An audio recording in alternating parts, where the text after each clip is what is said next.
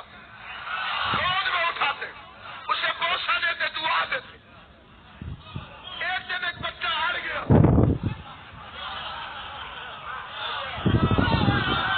اس کا نام میں نہیں بتاتا کیونکہ بڑا ہو کر وہ بہت بڑا بن گیا.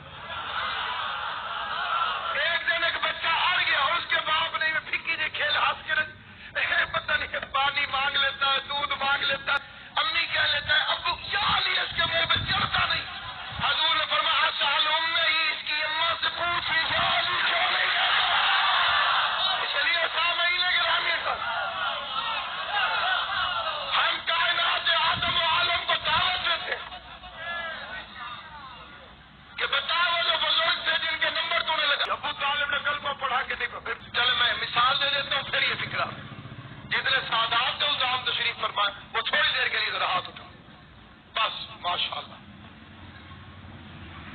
کوئی سید بتائے جسے یاد ہو کہ اس نے کب کلمہ پڑھ کے اسلام قبول کیا تھا. جنہوں نے سمجھ آ گئی ہے بندہ بات بھی باقی توجہ کرے تو فکر ہے میں مکمل پڑھ رہا ہوں. سید کہیں گے مولوی تیرا دماغ ٹھیک ہے، ہم سید ہیں، دادا سید کے گھر میں ہوئے کلمہ پڑھ کے وہ ایمان لے کر آئے جو پہلے بےایمان ہو.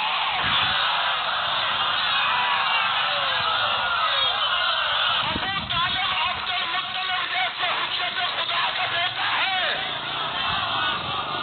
کہ مسلمان کے گھر پیدا ہو وہ کلمہ پڑھ کے مسلمان نہیں ہوتا. کلمہ پڑھ کے وہ مسلمان ہو جس کا باپ ایک رئیس کے گھر میں کتوں کے اوپر سے مکھیاں اڑانے کی نوکری کرتا ہو. اللہ امام زمانہ کا جلدی ظہور کرے تو چوک اور جہاں پہ پھر پڑھنے کا مزہ آئے گا.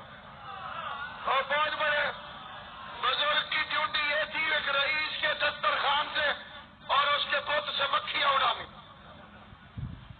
جب نجومیوں کی مہربانی ہے انہوں نے کہا تھا کہ تو بادشاہ بنے گا. پرانی کتابوں میں ان کے بیٹے کا کاروبار لکھا ہوا تھا کپڑے کا کاروبار. ہونے والے مولوی بڑے سمجھدار ہیں نا بریکٹ لکھتے ہیں ریشمی وکیل ہوں تو ایسے.